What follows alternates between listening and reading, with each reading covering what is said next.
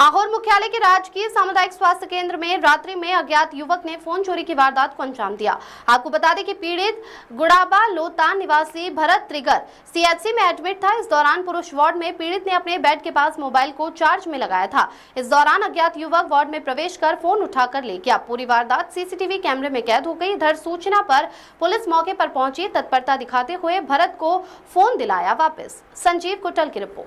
Police वाले को दिखाएंगे, ऐसे दिखाएंगे। मिल गया कौन ले रहा है? ये आदमी है ना सभी। ठीक है आप ठीक है अपन करो भैया मिल गया फोटो वो ले फोन लेगा ये सामने से गिरता है पलंग से और ये उठ गया ये वाला